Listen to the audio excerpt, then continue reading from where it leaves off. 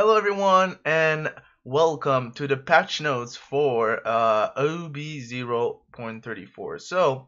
Um, for those of you who were wondering, my installation on the other city I had to go was going so well that I could come one day earlier and then I could give you a good video instead of just a VOD.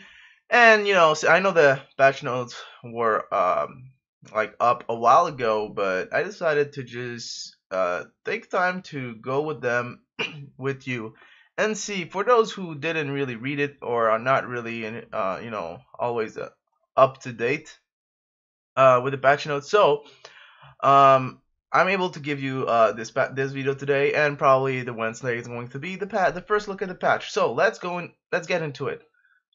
We got Chronos first, and it's gonna be a range unit, a god, 5 mana for a 4/4 epic. So this is the same stats as Neat, but the player turns last 20 seconds. Okay, so if there's a lot of stock, and it's Greek, yeah, right. So if there's a lot of stock on board, and for some reason, like you're taking your time, and then you finish your turn with Chronos, you end your turn, and then your opponent has so much to think about, and you just surprise them by playing Chronos and ending your turn, that's maybe effective. But after that, I don't know. It's still a 4/4 means that with the leader ability of Zeus, you can get 5/5, 6/6, and its range, so it can snowball really easily. Also, Epic means you can have two, so yeah, it's going to be interesting. They start introducing bigger and bigger range units for Greek. We just got Artemis not so far along, and now we got Chronos. So yeah, they're getting their big range unit. Now after that we have Jing Chan in Chinese, who's a melee god 5 mana for a 2/4, which is kind of really weak. It's rare, and its Warcry deploys on Axe, and friendly units that end their turn on it gain +4/+4 and consumes it. So it's basically a 6/8 because you're going to play in a way that you'll get the buff this turn on one of your unit. The only thing is that you have to place your unit where you want it to, right? Because friendly units that end their turn. So if you just played on a unit that already played, oh, sorry for that. I'm just gonna mute this. But if you yeah play on a unit that already played, I don't think it's going to get the buff, but we're gonna have to try that. Um, 5 mana. It's just I don't know. Like Chinese really goes for like spell heavy synergy. It's going to be interesting if Jing Chan's fits there. Um, but yeah, I can totally see you can like buff your Guan Yu, and then it's like so hard to kill. Oh yeah. Then we have Aftershock. Because also is a Chinese cards. It's a spell, 2 mana rare. You deal 2 damage to an enemy, and if it's stunned, deals 5 damage instead. So you have to combo with some way to stun. You don't have any emirs in Chinese that can give you stuns after stuns. You're gonna have to spend one of your spell cards that stun, and then you have to deal the damage, like play this card. So I don't think it's going to be really useful in Chinese. Beaconing Strike, also Chinese, a spell 3 mana rare also. I mean 3 mana, but it's also rare, and it deals 2 damage and spawn a random 2 cost units. Now 2 cost units are the worst units. I mean, there's not a lot of 1 cost units, and I think there's only Hive. So, is there any good to like a hyena is good.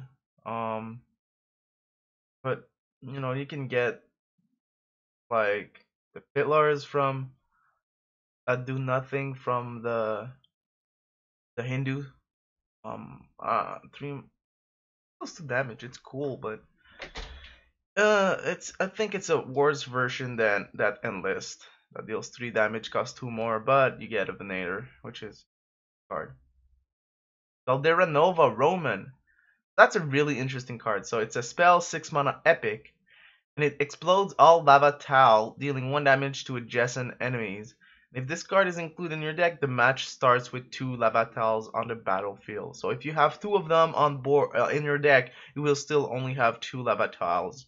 And if you're playing against an enemy Roman, they can use their Caldera Nova, and then you have one that does nothing. And if you play with two of them, the second one won't trigger because they explode the lava tiles and they disappear from the board. And they're like in the center. That's about where they are. So yeah, it's really interesting. It's a card that affects gameplay from the start of the game, even though you have it or not in your hand. 6 mana to deal a damage to, for example, all enemies. This is not all enemies, but let's take it like that. It's really bad. It's not a good card. But the fact that they're starting on the board, and if a unit stops on it, it's yours or them. They will lose an health for that. There will be damage. So yeah, it reinforces the control mechanic for Roman.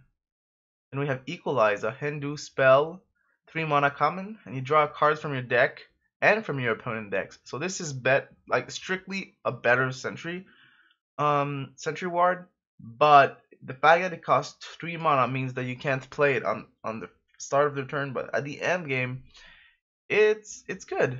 It's kind of really good.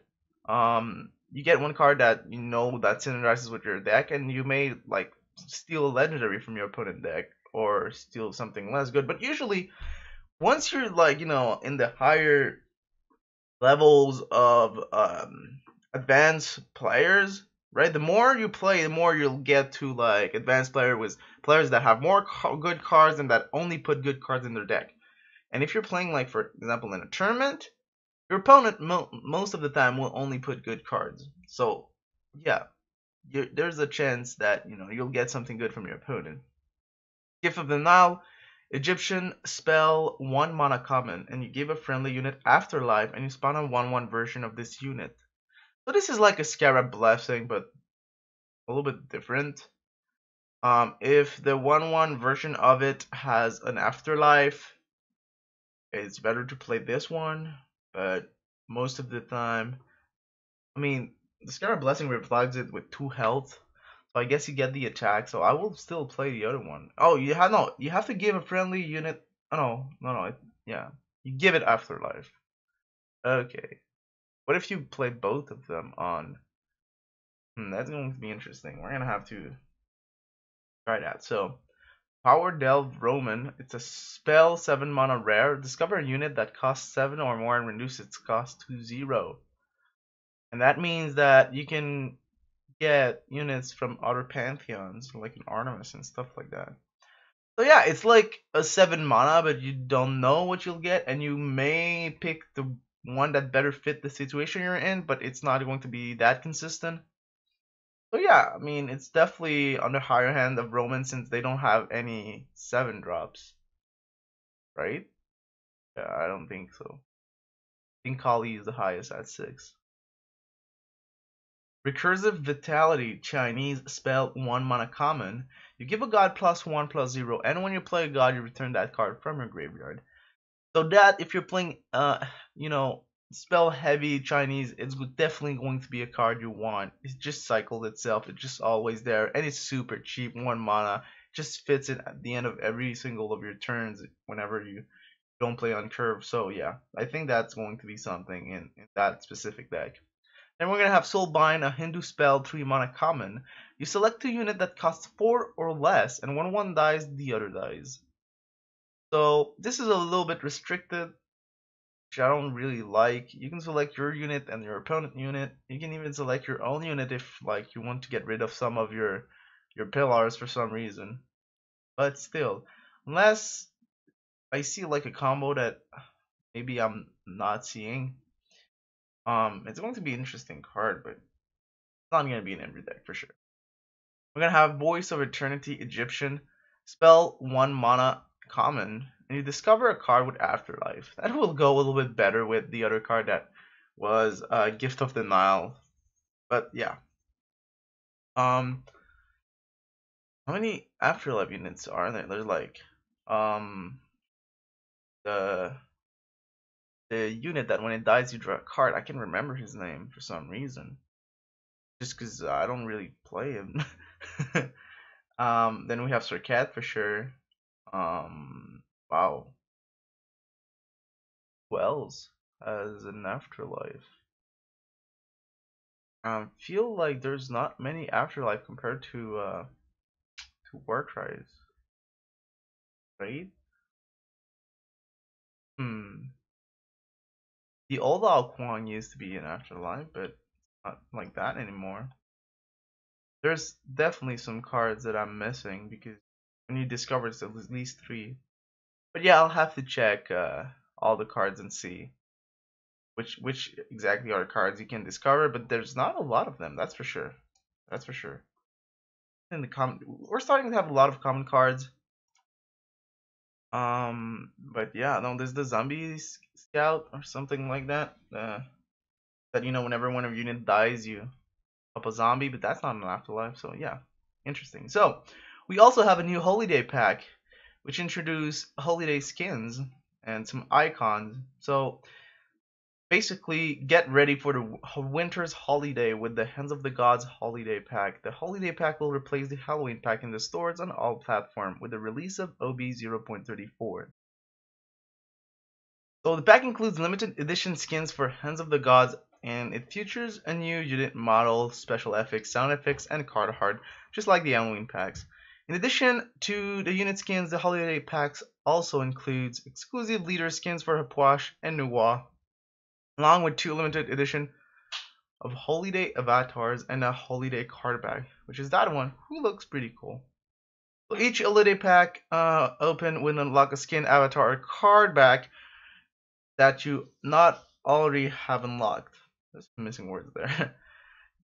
God skins will award 2 copies. Holiday skins are not dissensible.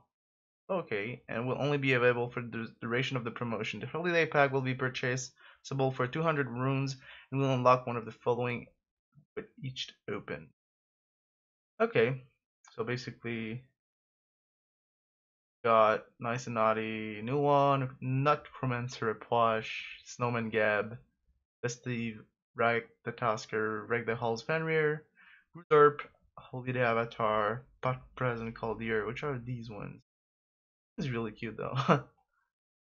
And the Holiday card back. And these are basically skins that come from Smite, so if you want to see a bit more of what they look like, you can just always Google them. And since they're like in Smite, you can have a pretty good idea. We have the new rotation of the gauntlets also coming, and we have time shift. So player turns last 30 seconds, and for 8th win, you get the reward of 2 core pats, 100 favor, and the cutesy Fafnir. Then we have Colossal, also on the week. That can only include cards that cost 5 or more, and player starts with 5 mana. For 8th win, you get 2 core packs, 100 favor, and the cutesy Merdusa. Okay. And then on the weekend, you have players drawn from their opponent decks, and decks must include at least 15 unit cards. This is basically one of the game modes that I played with friends and I posted on YouTube. I called it Switcheroo. If you want to go back and see in the old days how I played that, this is exactly what we did. Basically, we made a deck with at least 15 units cards, and we give it to the opponent. The opponent had to build it, and we also include some bans just to make it so you don't always get the worst cards. Yeah, you get 3 core packs, 150 favors, and a cutesy Amusen Cab for that. And you have player can only have 1 copy per card in their deck, and this is also a type of deck that I played with, and this is called the Highlander deck. Um, that's just the way Highlanders works. You can only have 1 copy per card. So it's fun that they take some ideas that exist in other card games or that already being approved that are fun and funny to play, and they made a game only for them. So for 8 wins, you get 3 core packs, 100 favor, 150 favor, and the cutesy Song Queen. So only decks created from your collection and meeting that will be eligible for use in the gauntlet. This must be done by well, basically we all know about this. And if you don't, you can just read it here. Halloween pack. The Halloween pack will be turned off with OB0.34. This is players' last chance to get the limited edition skins, avatar, and card back, which are really cool. And you get, some of them are like epic and like Thanatos, Awelish, Loki is legendary, and if you don't already have them and you get the skin, you're gonna be able to play them. So yeah. UI improvement. We've made further tweaks and improvement to the in-game UI.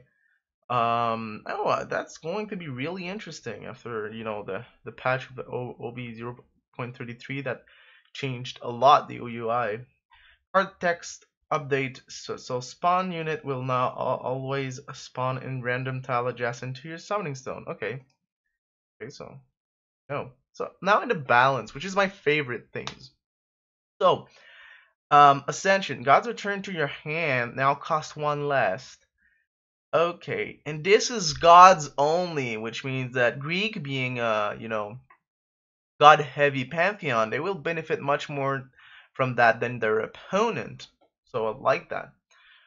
Bacchus, cost reduce 3. Okay, so yeah, attack reduce. Okay, so instead of a 4-4-4-4, it's now 3-4-3-3. We already have Mercury, which is a really good 3-drop, but now Bacchus is just gonna add something more to that 3-drop. The fact is though, we're losing a 4-drop for Roman, and except Venus, they don't have much to offer. Blood Bond. Enemy unit killed now leaves behind a friendly zombie. So yeah, the nerf was really huge. Like before it gave you 2 zombies, and then after the nerf, no zombies, and now you get 1 zombie. So at least going to be better. It's definitely going to see some play now. That's for sure. Now it's like basically good. Dead from above now leaves behind a friendly zombies. Yeah, this is actually a buff that I suggest them. And I mean I can't be alone. There's probably some other people that suggest it. But I'm really glad that with the community input we can do stuff like that. And that card is now starting to be really good. Haldir now only gains +1/+0 while Scotty is in play. This is again a nerf to Scotty, which was one of the strongest card in game for a long time. And then it got nerf, and it was like kind of still really really good, but not as OP as before. And now this is even a harder nerf. So yeah, okay. Dinian Idra, 6 mana for a 5/5 and heals to full at the end of each turn. Whenever this unit deals damage, it gains +1/+0. Oh, and this was also, I know I can't remember who, but the community suggests this trigger instead of the one that we have, and they went for it. So again, um, this is really good for everyone, and that is a good thing, right? The Hydra is really much more feeling like a Hydra, right? If you don't kill all of her heads, they will regrow. So basically, this is what's happening with that. Like that, it gives much more team to the card, much more flavor, and much more balance, especially. Pillar of Fortitude. Cost increase from 2 to 3, and health increase from 3 to 4. Okay, so basically, the health buff, it's like it feels a lot, but the fact that it increased from 2 to 3 here, this is a huge nerf. Because now you can't start your game for playing that. And you're losing your second turn to play the Pillar of Fortitude instead of, for example, a Bakasura. So you're losing tempo. That's a huge tempo loss. And that card was by far, I think, one of the best cards of a Hindu. So yeah, the health buff here is the buff, but that doesn't compensate for the big nerf of the cost increase. And we have Pilar of Pensions, health reduced from 7 to 5. It's gonna be a little bit easier to kill. The fact is that most of the time it's just hard to get something to the Pillar of Pensions, especially if there's like Pillar of Earth that slows you. But yeah, it was really also one of the strongest card in the Pantheon. Got hit for nerf, and it's I'm glad with that. I'm glad with that. Poisonous Hydra. So cost increase from 4 to 5 and attack increase from 4 to 5. Okay, so it's going to be a little bit later in the game. The 5 attack won't really matter. You really play it for his poisonous, and you're trying to just tempo it to your opponent because they're losing a lot of tempo if they just discard it right away. Runestone of Ire cost increase to 4. This also is a huge tempo swing now. You won't be able to play Runestone and then to play your Tors or Ymirs and Hells and Fenrirs, and it's much harder to curve now that it costs 4. That's also it's the biggest nerf that most of you guys think. Like the fact that you can't play card after card in the right order just destroys completely sometimes the card. So now Runes of Bahar is going to be really hard to play effectively. Raise the Grave now gives +2/+2 to all friendly zombies. That was something. Like this card was one of the scariest cards just because it existed. Most of you already know how I feel about the card. The fact that the card exists means that if you go against Mayan, you have to respect the zombies and kill all of them. Because if there were 2 or 3 zombies and you didn't kill them, there was a Rise the Grave, you took like 12 damage instantly. Right? And now the fact that it only gives +2/+2 is going to be much more balanced, especially that it was not a legendary card and it felt like one. At least for me. Dusky attack reduced from 4 to 3. Okay, I can see that.